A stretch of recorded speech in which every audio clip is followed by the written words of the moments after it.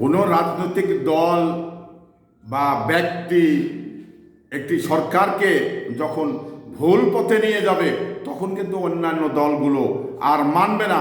না মানার পিছনে যেমন ডক্টর ইউনূসকে প্রথম বাংলাদেশে দুইটা রাজনৈতিক দল গাইড দিচ্ছেন, আর এই গাইড দেওয়ার কারণেই আজকে ডক্টর মোহাম্মদ ইউনূস জনপ্রিয়তা হারিয়েছেন, কারণ তারপরে রাজনৈতিক দলগুলো আস্থা রাখতে পারছে না।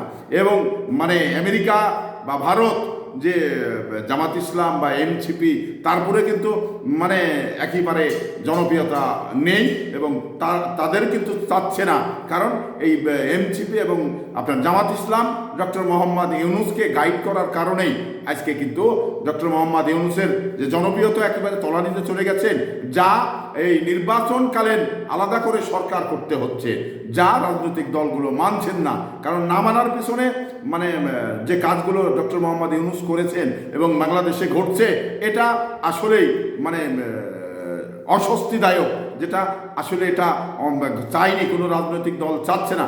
কারণ ডক্টর মোহাম্মদ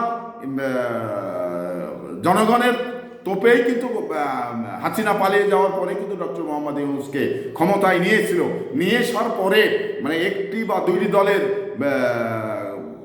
গাইডে সে চলার কারণে আজকে কিন্তু ডক্টর মোহাম্মদ ইউনূস জনপ্রিয়তা হারিয়ে ফেললেন।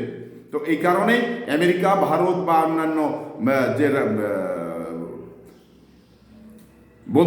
বন্ধু রাষ্ট্রগুলো আছে, তারা ডক্টর মোহাম্মদকে পরিষ্কার ভাষায় বলেছেন যে জনপ্রিয়তা হারিয়ে ফেলেছেন। সেই জনপ্রিয়তা মানে না থাকার কারণে এটি নির্বাচনকালীন সরকার বা বাংলাদেশের বিরোধী দলগুলো, বড় বড় বিরোধী দলগুলো, তারাও কিন্তু ডক্টর মোহাম্মদ ইউনূসের সরকারের প্রতি আস্থা রাখতে পারছে না। কারণ জাতীয় নির্বাচন এ নিয়ে যদি পক্ষপাতিত্ব করা হয়, তাহলে এটা একটি বড় ধরনের প্রভাব পড়বে।